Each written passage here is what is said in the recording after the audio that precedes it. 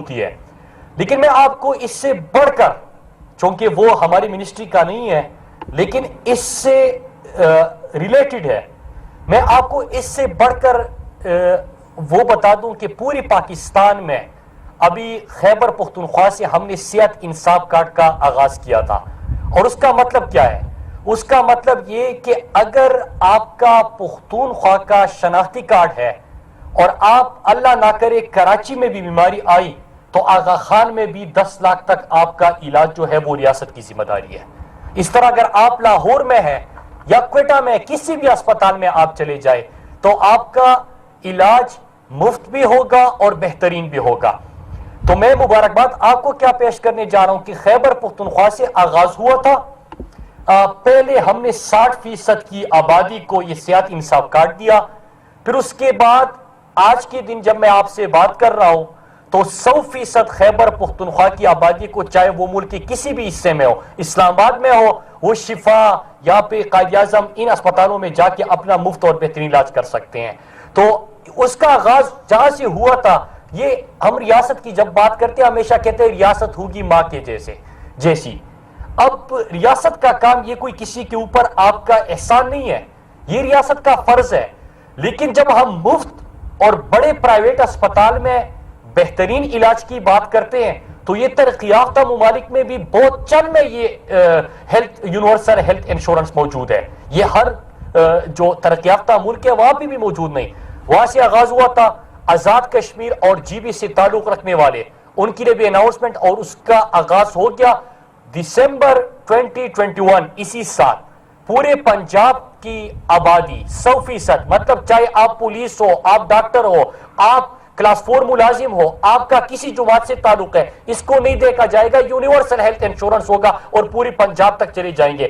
حال ہی میں جو میرے باقی بلوچستان اور سندھ کے پاکستانی سن رہے ہیں، بلوچستان کے وزٹ پہ پرائم منسٹر عمران خان نے بلوچستان کے سی ایم کو بھی کہا کہ K P, Punjab, G B, H A کے بعد بلوچستان میں بھی اس کا آغاز ہونا چاہیے. اور میں یہاں سے سندھ کے حکومت کو بھی کہتا ہوں کہ جو وفاق نے آپ کو گائیڈ لائن دی ہے اور جس طرح مفت اور بہترین علاج کی سہولت کا آغاز کر دیا ہے تو آپ بھی اس میں ساتھ دیں، کیونکہ یہ ان لوگوں کا بھی حق ہے کہ اگر پختونخوا کا ایک شہری کراچی میں آغا خان میں مفت علاج کر سکتا ہے لیکن اگر کراچی کا اپنا باشندہ نہیں کر سکتا تو یہ بڑی افسوسناک بات ہوگی. لہٰذا اس میں آپ بھی ساتھ دیجئے.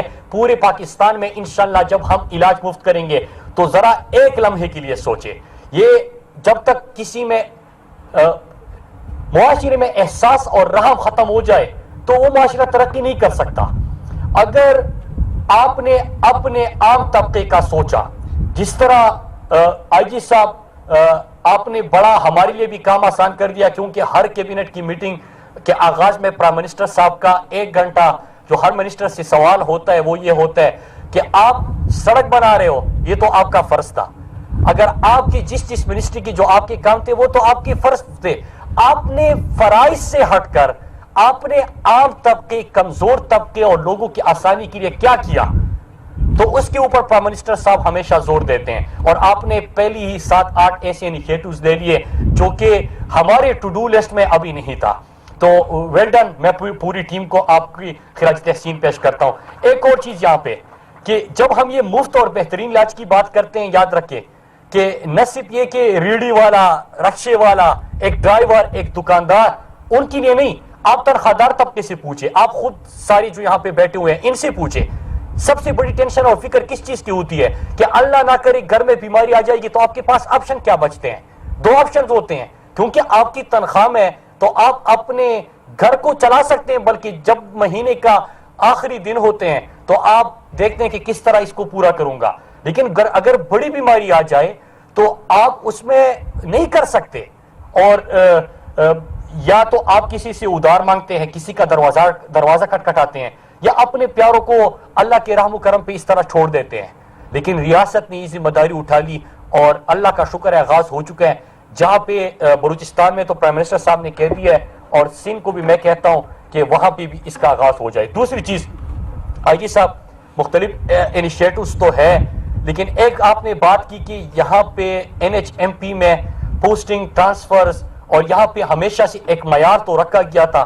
ہمارا کام ہے نہ صرف اس معیار کو قائم رکھنا بلکہ اس کو کس طرح ہم مزید بہتر اس ادارے کو کر سکتے ہیں, کیونکہ ہم سے پہلے بھی لوگ تھے, آئی جی صاحب آپ سے پہلے بھی تھے, کسی نے معیار رکھا, ہم نے اس میں کیا کنٹریبیوٹ کیا یہ دیکھا جائے گا.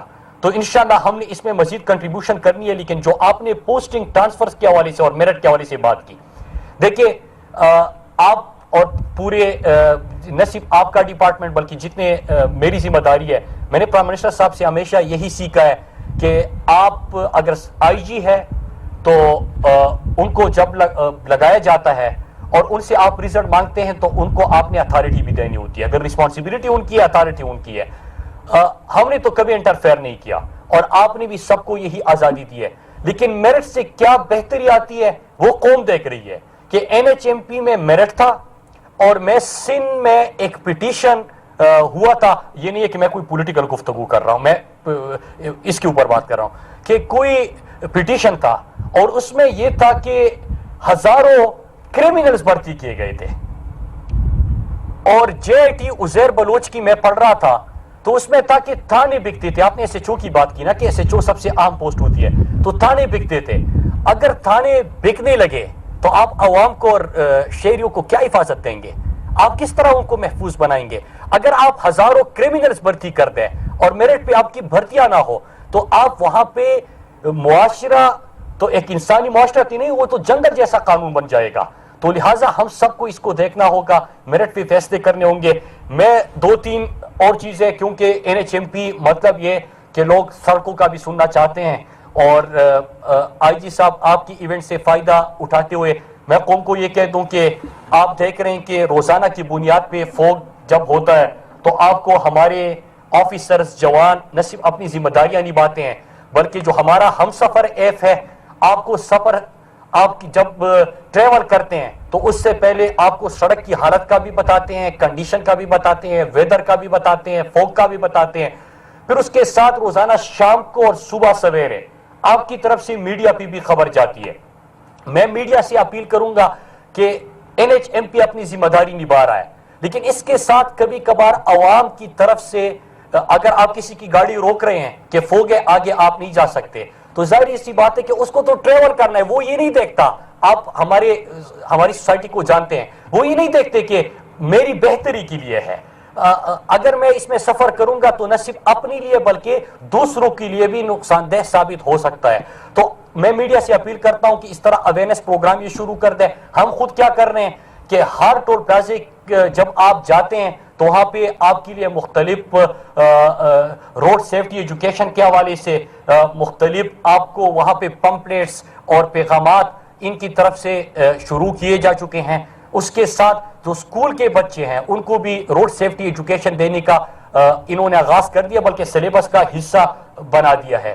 پھر اس کے ساتھ ساتھ ہم ایک اور پروگرام بھی شروع کر رہے ہیں کہ ہم ایک روڈ سیفٹی ایجوکیشن کے لیے پورے پاکستان میں میرے خیال سے ابھی ایک پروگرام شروع کریں گے تاکہ لوگوں کا اس طرف دھیان ہو اور لوگوں کے لیے ہم سفر محفوظ کر سکیں. ایک اور چیز, آپ ہمیشہ دیکھتے ہیں کہ موٹر ویز جب نئے کھلتے ہیں یا بنتے ہیں تو اس میں این ایچ ایم پی کی ڈپلائمنٹ کی بھی بات ہوتی ہے. یہ بھی بحث ہوتی ہے کہ موٹر وے پولیس یہاں پہ کیوں نہیں ہے. تو موٹر وے پولیس تب ہوگی جب آپ ان کی ڈپلائمنٹ وہاں پہ کریں گے, اور جب آپ سڑک بنائیں گے تو موٹر وے پولیس کی ریکروٹمنٹ اور ان کے لیے جو ضروریات ہیں اس کو پورا کرنا پی سی 1 کا حصہ ہونا چاہیے.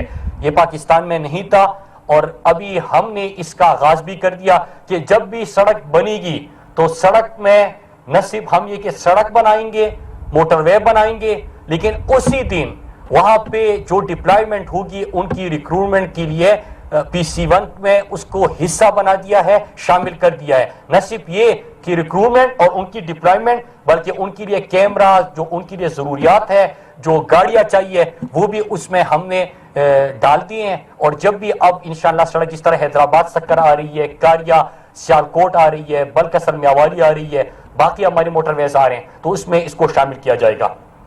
چند آخر میں این ایچ ایم پی سے ہٹ کر پروجیکٹس کا بھی میں ذکر کرتا چلوں کہ برکسر میاوالی مظفر گڑھ اس کے اوپر ہمیشہ سے بات ہوتی ہے, سوشل میڈیا پہ بھی بحث ہوتی ہے, اور اس کو خونی سڑک بھی کہا جاتا ہے کہ اتنی خطرناک ہو چکی ہے. تو پہلے تو میں آپ کو بتاؤں کہ فروری میں ہم اس کی ریپیئر مینٹیننس جو سالوں سے نہیں ہوا اس کا آغاز کر رہے ہیں. ہم نے اس کی کمرشل فیزیبلٹی کا آغاز کر لیا ہے, اور میں پوری قوم کو بتاؤں کہ جو ساؤتھ پنجاب ہمیشہ سے اگنور رہا تھا, ان کے لیے کمرشل فیزیبلٹی مارچ میں کمپلیٹ ہوگی, اپریل میں اس کی بلڈنگ پروسیس کا آغاز ہوگا, بلکسر سے میاوالی, میاوالی سے مظفر گڑھ. انشاءاللہ اس کو اسی سال ہم شروع کریں گے, اور مینٹیننس اگلے مہینے سے اس کا آغاز ہو جائے گا. پھر دوسرا کہ جب بھی آپ جی ٹی روڈ پہ سفر کرتے ہیں آپ کو ہمیشہ نظر آتا ہے کہ جی ٹی روڈ کی حالت کیسی ہے, اور ایک موٹر وے سیدھا پشاور سے سکر تک اب جا رہا ہے. جی ٹی روڈ کے لوگوں کو میں خوشخبری سناتا ہوں کہ انشاءاللہ جون سے پہلے سیالکوٹ کاریا یہ ایک سیکشن ہوگا, اور کاریا سے راولپنڈی یہ دوسرا سیکشن ہوگا. تو اس پورے موٹر وے کا آغاز بھی اسی سال انشاءاللہ ہو جائے گا, اور جی ٹی روڈ پہ جو سفر کرنے والے ہیں میں ان کو مبارکباد پیش کرتا ہوں کہ آپ کے لیے بھی آسانیاں شروع ہو جائے گی. اپریل میں ہمارا ای او آئی آ گیا تھا, لیکن اس کے بعد ہمارا پورا بلڈنگ پروسیس جو سکر حیدرآباد 300 کلومیٹر کی موٹر وے کا شروع ہوگا وہ انشاءاللہ اپریل میں ہوگا, اور اسی سال اس کی اگست سے پہلے گراؤنڈ بریکنگ بھی ہو جائے گی, اس کا بھی آغاز ہو جائے گا. پھر ایک اور میں وہ سڑکیں بتا رہا ہوں جو ہمیشہ سے اگنور رہا تھا, جو علاقے اگنور رہے تھے. آپ کوئٹہ کے لوگوں سے پوچھیں اور سندھ سے اور جو خیبر پختونخوا جاتے ہیں, وہ آپ کو سب سے امپورٹنٹ جو سڑک ہے اور جس پہ ایکسیڈنٹس بھی ہوتے ہیں, حالت بھی بری ہے, ان سے پوچھیں تو ان کی نظر میں سب سے زیادہ امپورٹنس چمن کوئٹہ, کوئٹہ ٹو کراچی 796 کلومیٹر کی شاہراہ بنتی ہے, اس کی امپورٹنس ہے. تو اس کی فیزیبلٹی کے اوپر بھی ہم نے کام شروع کر دیا ہے. اس کے کیونکہ 3 سیکشنز ہوں گے, اور پہلے سیکشن کا آغاز بھی انشاءاللہ اسی سال گراؤنڈ پہ ہو جائے گا, اور ہمارے دور میں اس کے اوپر پورا آغاز ہوگا. پھر ساؤتھ کے پی اور ساؤتھ پنجاب اور ویسٹرن روٹ سی پیک کی پشاور سے ڈی اے خان, اس موٹر وے کی اپروول اور منظوری ہو گئی ہے. اگست تک انشاءاللہ ہم اس موٹر وے کی بھی گراؤنڈ بریکنگ کر لیں گے. 260 کلومیٹر کی یہ شاہراہ بنتی ہے. پھر ڈی اے خان سے جوب, اس کے اوپر بھی انشاءاللہ ہم اسی سال آغاز کریں گے. یہ ویسٹرن روٹ ہے, مغربی روٹ ہے سی پیک کا. پھر جب جوب تک پہنچ گئے ہیں تو جوب سے کچھ لاکھ, تو جوب کچھ لاکھ شاہراہ کا پرائم منسٹر عمران خان اس وقت افتتاح کر چکے ہیں, گراؤنڈ پہ اس کا آغاز ہو چکا ہے. پھر وہاں تک گئے تو خوزدار بسیمہ, پھر اس کے بعد ہوشاب اواران M8, یہ بھی بڑی امپورٹنٹ ہے, گوادر تک جانا ہے. اور یہ آپ جو ساؤتھ بلوچستان ہے جو پاکستان میں سب سے زیادہ محروم رہے ہیں, تو ان علاقوں کا بہت بڑا اس ملک کے اوپر قرض ہے, وہ قربانیاں بھی دے رہے ہیں. تو ہم نے ان کے لیے ان 3 منصوبوں کا آلریڈی آغاز کر لیا ہے. اب جب یہ ہو گیا تو ایک لنک رہتا ہے, اگر وہ کمپلیٹ کر دیا تو آپ سیدھا چائنا سے گوادر تک پہنچ جائیں گے. وہ رہتا ہے سوات موٹر وے کے بعد دیر چترال جی بی, اس سیکشن کو. تو میں آپ کو مبارکباد پیش کرتا ہوں کہ سوات موٹر وے مکمل ہو گیا, سی پیک کا حصہ بن گیا.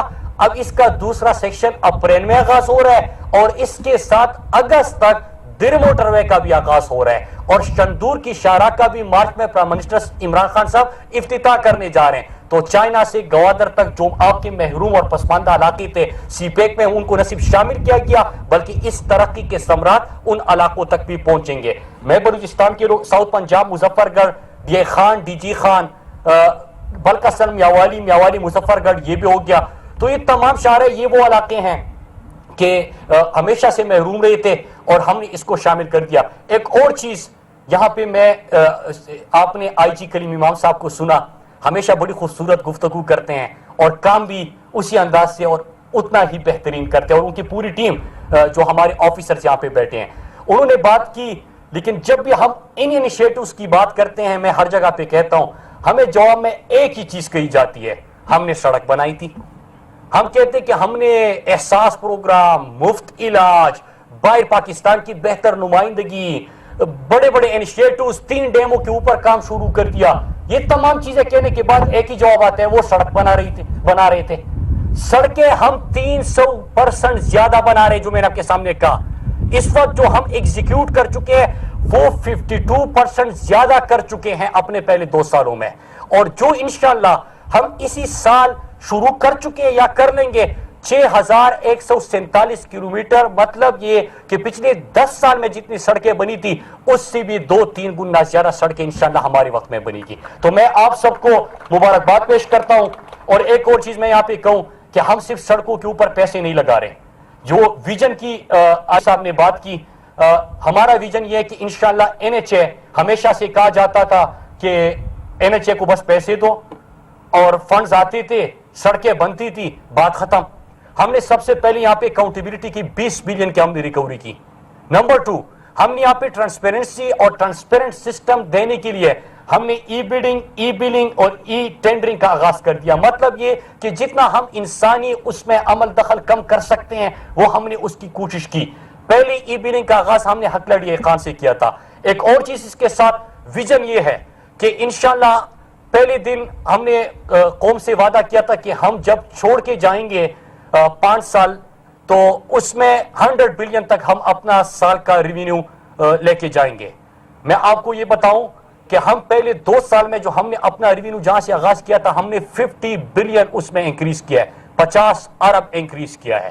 اور میں آپ کو یہ بھی بتاؤں کہ جو 2 موٹر ویز کے اوپر ٹول ٹیکس بڑھا ہے وہ 20 سال کا پچھلی حکومت کا ایگریمنٹ ہے. ہمارے 117 ٹول پلازے ہیں NHA کے, ایک ٹول پلازے پہ 1 روپیہ کا ہم نے ٹول ٹیکس نہیں بڑھایا. صرف ایک کام کیا ہے, ٹرانسپیرنسی دی ہے. دوسرا کام کیا, اپنے شاہراہوں کی رائٹ آف وے کے لیے GIS میپنگ کی.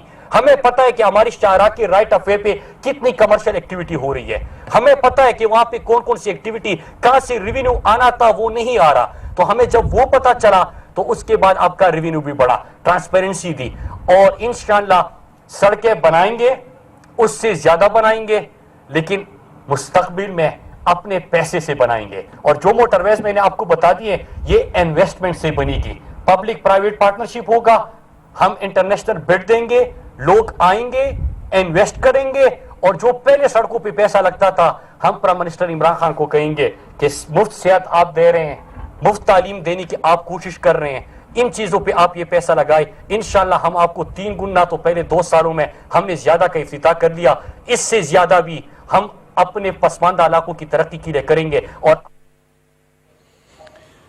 مراد سعید وزیر مواصلات اسلام آباد میں تقریب سے خطاب کر رہے تھے. ان کا یہ کہنا تھا کہ صحت کی سہولتیں فراہم کرنا ریاست کی ذمہ داری ہے اور ہم یہ ذمہ داری پوری طرح ادا کر رہے ہیں.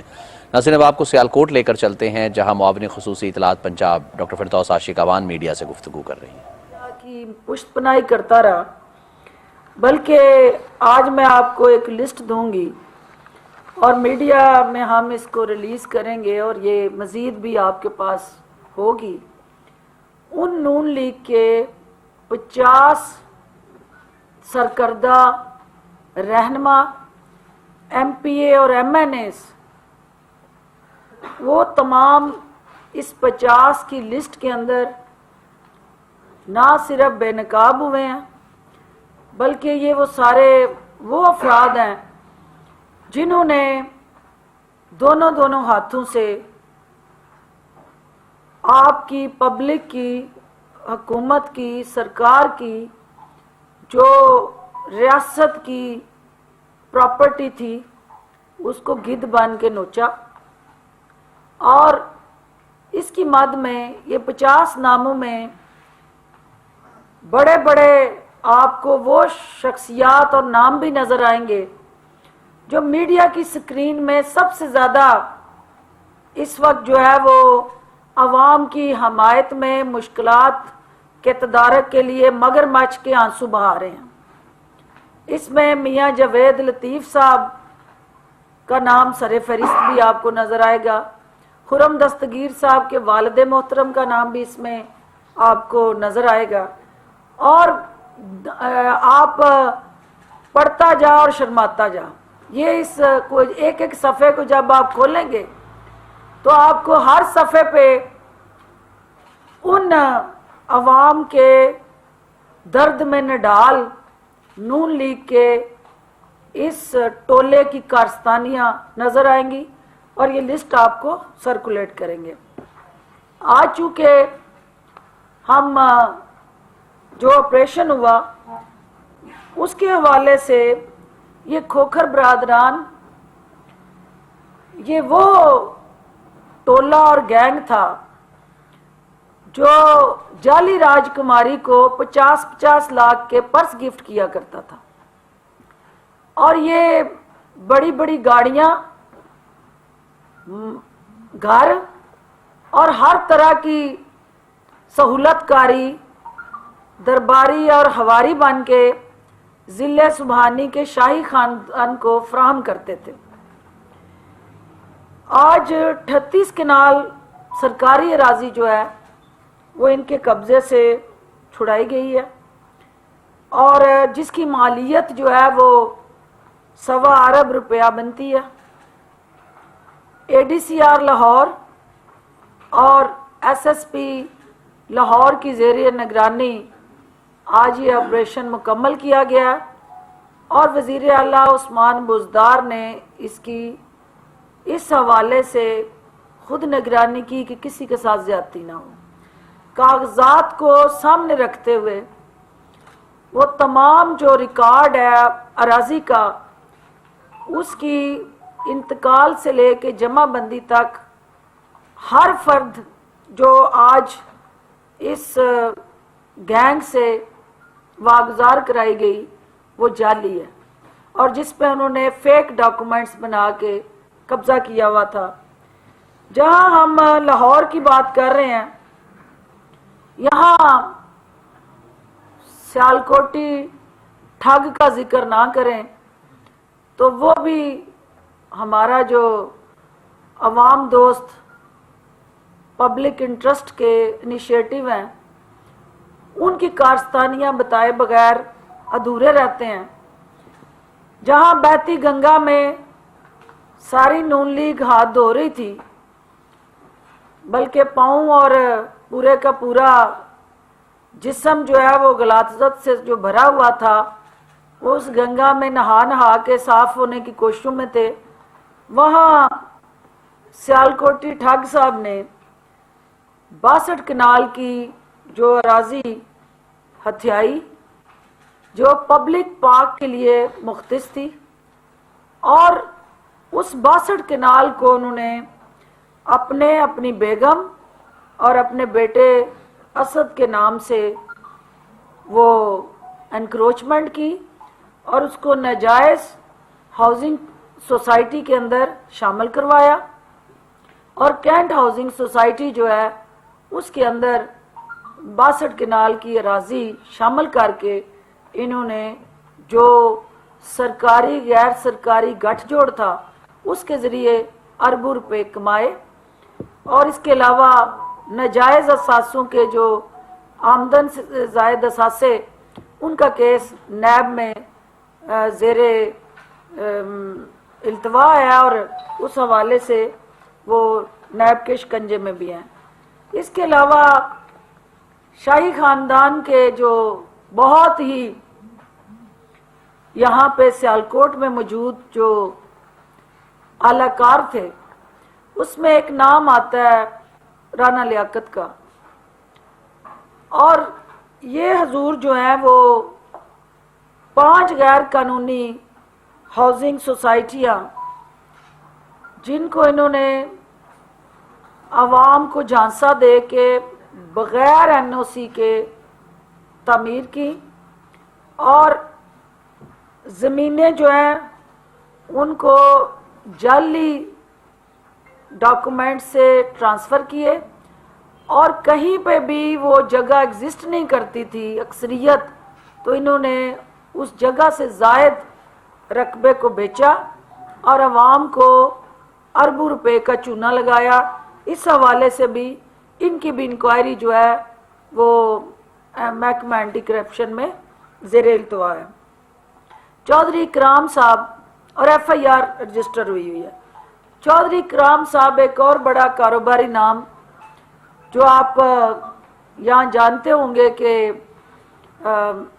سیاست کے اندر انہوں نے کس طرح سے اپنے کاروبار کو شامل کر کے اس خاص سیالکوٹی ठग के आलाकार बन के सियालकोट के अंदर एक जो मसीहा का किरदार अदा करने वाली शक्ल बना के उन्होंने एक ऐसी खातून का जो कि वफात पा चुकी हैं और उनके मरने के बाद उनके ज़मीन का मिली भगत से इंतकाल कराया और वो करोड़ों रुपए की कमर्शियल जगह जो है उसको उन्होंने अपने नाम कराया।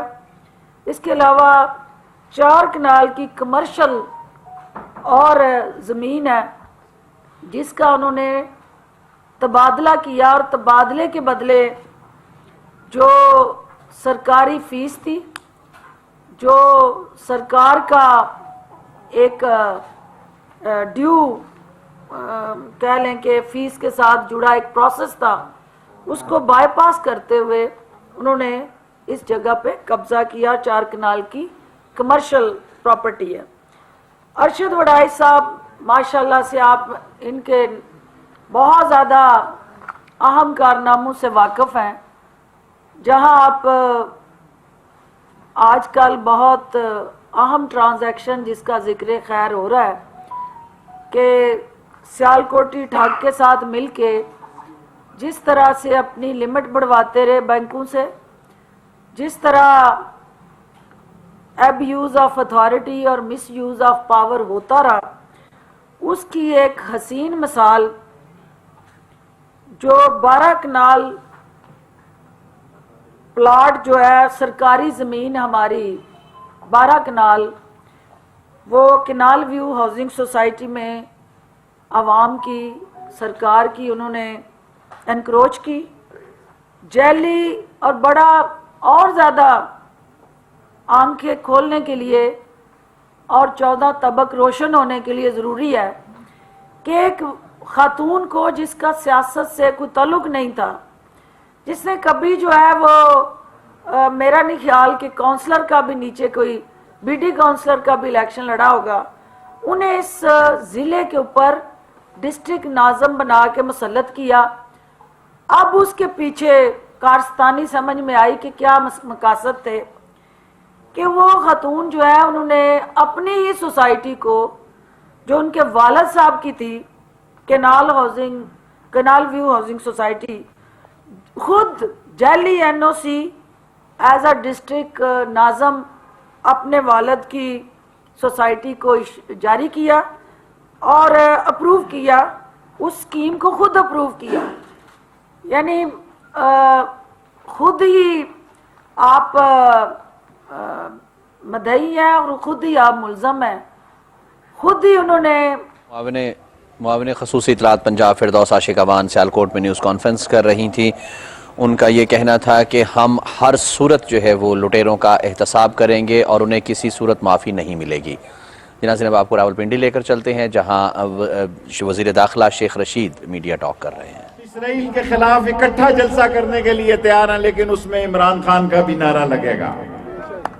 आए जनाब अली, आप कह रहे हैं जनाब अली कि हम इसराइल को तस्लीम करने जा रहे हैं, सवाल ही पैदा नहीं होता। और कश्मीर के लिए फजलुर रहमान साहब आए, इकट्ठा जलसा करें। कश्मीर की आजादी के लिए जो काम इमरान खान ने किया है यूनाइटेड नेशन में और सारी दुनिया में, वो आप नहीं कर सके। ये मैं इसलिए नहीं कह रहा कि मैं इमरान खान का वजीर हूं, ये आज वजारत दाखिला रावलपिंडी के हर बच्चे की वजारत दाखिला है, हर बच्चा वजीर दाखिला है, हर बेटी वजीर दाखिला है, हर माँ वजीर दाखिला है, क्योंकि हमने इस शहर में 15वीं वजारत अल्लाह ने हमें दी है। ये हम 15वीं वजारत कर रहे हैं, ये उसका शुक्र है, हम इस काबिल नहीं है। हमने कोई इस शहर में बरादरी की सियासत नहीं की है, हमने इस शहर में फिरकों की सियासत नहीं की है। तमाम आलम दीन काबिल एहतराम है। जो कुछ फजलुर रहमान साहब और गफूर हैदरी साहब ने तकरीर की है कराची में, मैं उनको माफ करता हूं। मौलाना साहब, मैं एहतराम करता रहूंगा आपका, मैं अहले तशी का एहतराम करूंगा, अहले सुन्नी का एहतराम करूंगा, अहले देवबंद का एहतराम करूंगा, क्योंकि ہم ان مدرسوں کو دین کے مینار سمجھتے ہیں، آپ ان مدرسوں کو سیاست میں لانا چاہتے ہیں۔ مجھے کوئی فکر نہیں ہے نون کی، وہ اپنا مسئلہ خود سیٹ کر لیں گے، مجھے کوئی ذرا سے بھی فکر نہیں ہے پیپلز پارٹی کی، وہ اپنے مسئلے سیٹ کرنے کے ماہر ہیں۔ مجھے فضل الرحمان کی فکر ہے، بند گلی میں جا رہا ہے۔ فضل الرحمان جس بند گلی میں جا رہے ہو اس سے دین کے مدرسوں کو نہ نقصان پہنچے۔ یہ نہ ہو کہ میں یہ افسوس سے کہوں کہ میں بار بار آپ کو سمجھاتا رہا، میں بار بار آپ سے کہتا رہا کہ آؤ دین کا کالا کالا رسول اللہ کا جھنڈا اکٹھے اٹھائیں، لیکن مدرسے کے طلباء کو پڑھنے دیں۔ مدرسوں میں کالا کالا رسول اللہ کا جہاں علم بلند ہو ہم ان کے ساتھ ہیں، لیکن جو باتیں آپ یہ کر رہے ہیں، 4 الزام آپ لگا رہے ہیں۔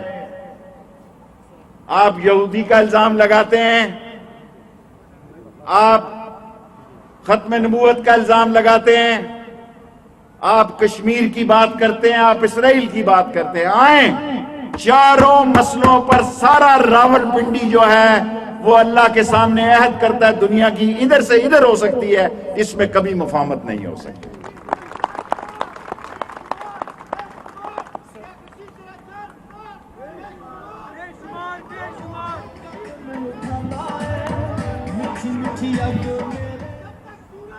مہربانی مہربانی مہربانی بھائی، بس اب نئی، پہلے پاناما تھا، اب پاناما 2 آ گیا۔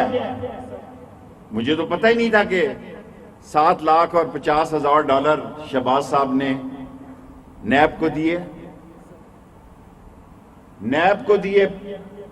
مجھے تو پتہ ہی نہیں تھا کہ نئی جائیدادیں نکلنے جا رہی ہیں۔ میں وقت سے پہلے بات کرتا ہوں اور لوگ میرا مذاق اڑاتے ہیں، تجزیے کرتے ہیں میرے بھائی، سارے ٹاک شو میں باتیں کرتے ہیں میرے بھائی قابل احترام۔ میں نے یہ کہا تھا کہ یہ ضمنی الیکشن میں حصہ لیں گے، آج دیکھیں گے یہ ضمنی الیکشن میں کمپین کر رہے ہیں، یہ ضمنی الیکشن کی کمپین کر رہے ہیں۔ میں نے یہ کہا تھا یہ استعفے نہیں دیں گے، یہ استعفے نہیں دے رہے ہیں۔ سینٹ کے الیکشن میں عمران خان گئے ہیں سپریم کورٹ میں کہ اس کو سیکرٹ قرار دے دیا جائے یا اوپن قرار دے دیا جائے، وہ چاہتا ہے اس کو اوپن قرار دیا جائے، جو مرضی فیصلہ ہو۔ ایک اور بھی حل ہے اس کا، ساری پارٹیاں مل کر بیٹھے اور جتنے ووٹ ہیں اتنے کینڈیڈیٹوں کا فیصلہ کر لیں تاکہ کوئی ووٹ نہ بکے اور جمہوریت اور مستحکم ہو۔ ایک دن کے لیے اکٹھے ہو جاؤ، جب کاغذات نامزدگی داخل ہونے ہیں، جو پارٹی کینڈیڈیٹ نہ ہو اس کے کاغذ کو ریکمینڈ اور سیکنڈ نہ کیا جائے تو یہ بھی نتیجہ نکل آئے گا۔ اور بڑا انہوں نے شور پہنایا ہوا ہے کہ منی لانڈرنگ، اس سے کم لوگ تھے اظہر ستی صاحب، آپ یقین جانیں اس جلسے سے کم لوگ تھے جو الیکشن کمیشن کے آگے آئے، جو پتہ نہیں کہاں سے لائے، کہاں سے آئے۔ آپ اسی طرح آئیں جناب، لانگ مارچ کی تاریخ بتائیں۔ میں وارڈ نمبر کتنا 27 میں میں پی ڈی ایم اے سے کہنا چاہتا ہوں آپ جناب تاریخ بتائیں کب آپ نے تشریف لانی ہے۔ اسی طرح آئیں جس طرح الیکشن کمیشن میں آئے ہیں، آپ کا استقبال کریں گے، آپ کے رستے میں کوئی رکاوٹ نہیں کھڑی کی جائے گی، کوئی رکاوٹ نہیں کھڑی۔ لیکن بندے اپنے لے کے آئیں، بندے عمران خان نے نہیں دینے، آپ بندے اپنے لائیں، بے شک جہاں سے مرضی لائیں، بندے اپنے لے کے آئیں اور قانون کے دائرے میں آئیں، آئین کے دائرے میں آئیں، جو آپ کا حق ہے۔ اب تو بلاول کہتا ہے عدم اعتماد لائیں گے، عدم اعتماد لاؤ، ایک دفعہ چھوڑ کے 100 دفعہ لاؤ۔ سینٹ کے اجلاس میں ادھر 66-65 آدمی تھے، ادھر اندر گئے تو 44 ہی رہ گئے، 11 ممبر ہی غائب ہو گئے۔ 11 ممبروں کو نظر لگ گئی۔ صدر کے الیکشن میں کیا ہوا؟ مولانا فضل الرحمان صاحب خود صدر کے امیدوار تھے، لوگ بھول جاتے ہیں۔ اسی اسمبلی میں جس میں وہ لعنت بھیجتے ہیں، جس پہ وہ لعنت بھیجتے ہیں، اسی اسمبلی میں وہ صدارت کے امیدوار تھے۔ اسی اسمبلی کے لیے 2 لوگوں کو ٹکٹیں دی ہیں، انہوں نے ابھی ٹکٹیں دی ہیں۔ اسی اسمبلی میں ان کا بیٹا بیٹھا ہے، لیکن लोगों का वक्त ज़ाया कर रहे हैं। मैं एक ही अपील टीवी के जरिए फजलुर रहमान से करना चाहता हूं। फजलुर रहमान साहब, पहले भी मैंने आपसे कहा था आपसे हाथ हो जाएगा, आप हाथ मलते रह जाएंगे। आज मैं फिर अजहर सती के जलसे में ऐलान करता हूं कि आपसे हाथ हो जाएगा और आप हाथ मलते रह जाएंगे। मेरे भाइयों, हमने कोशिश की है कि आप पर, इस शहर पर किसी कब्जा ग्रुप का नाम ना हो, अल्लाह का और उसके रसूल का नाम हो, किसी बदमाशी का नाम ना हो, किसी थाने की चौधराहट का नाम ना हो। इंशाअल्लाह ताला ये जुस्तजू हम जारी रखेंगे। और इमरान खान की क़यादत में, मैं ये नहीं कहता, हालांकि कई दफा इमरान खान साहब मुझे कहते हैं, मैं ईमान की हद तक सोच के ये कहता हूं कि महंगाई इसलिए भी हुई कि चोरों ने बहुत लूटा, लुटेरों ने बहुत लूटा, करप्ट लोगों ने बहुत लूटा। बिजली इसलिए बढ़नी पड़ गई कि इन लोगों ने ऐसे मुआहदे किए कि या हम बैंकरप्ट हो जाते, हमें IMF के पास जाना पड़ा, IMF की शराइत में रहना पड़ा, IMF के मसलों से हम निकल ना सके, उसका बोझ आप लोगों पे पड़ा। अगर आप ये समझते हैं कि इमरान खान को इसका डर नहीं है, आप खुदा पे यकीन करें, खुदा पे आप यकीन करें, शायद हफ्ते में वो 3 मीटिंग्स करता है, लेकिन खजाने को लूटा इस बुरे तरीके से गया। शुक्र है कि रेमिटेंस आ रही हैं, बाहर से लोग पैसे भेज रहे हैं कि हम अपने पांव पे खड़े हो गए हैं, हम अपने पांव पे खड़े हो गए हैं। और इस पांव पे खड़े होने के लिए इंशाअल्लाह ताला जो इमरान खान ने खिदमत की है वो रंग लाएगी, पाकिस्तान आगे जाएगा। इस साल के अंदर अंदर इंशाअल्लाह इस महंगाई और बेरोजगारी को हम कंट्रोल करेंगे। मैं अजहर सत्ती साहब का तहे दिल से शुक्रिया अदा करता हूं और PDMA को आखिरी पैगाम देना चाहता हूं, आखिरी पैगाम देना चाहता हूं। ज़िमनी इलेक्शन में आप हिस्सा ले रहे हैं, बात खत्म हो गई। सेनेट के इलेक्शन में आप आ रहे हैं, बात खत्म हो गई। इस्तीफे आप दे नहीं रहे, बात खत्म हो गई। इस लॉन्ग मार्च में भी सोचो, थोड़ा बहुत आपका पर्दा रह जाएगा। मैं चाहता हूं कि आपका पर्दा रह जाए और आप जो अप्रैल में या मार्च के आखिर में आने का सोच रहे हैं उसको दोबारा सोचें, दोबारा सोचें। जो लाहौर का जलसा हुआ है और जो इस्लामाबाद में इलेक्शन कमीशन के बाद हुआ है, उसके बाद आपकी पोजीशन बड़ी कमजोर है। मैं नहीं चाहता कि आप एक्सपोज हो जाएं। जिस तरह तीन इशू पर आप पीछे हुए हैं, इसी तरह आप लॉन्ग मार्च पर भी रिकंसिडर करें। आपको कुछ नहीं मिलेगा और इमरान खान इंशाअल्लाह 5 साल पूरे करेगा। वज़ीर दाखिला शेख रशीद रावलपिंडी में तकरीब से खिताब कर रहे थे। उनका कहना था कि इसराइल को तस्लीम करने का सवाल ही पैदा नहीं होता। मसला कश्मीर जिस तरह हर फोरम पर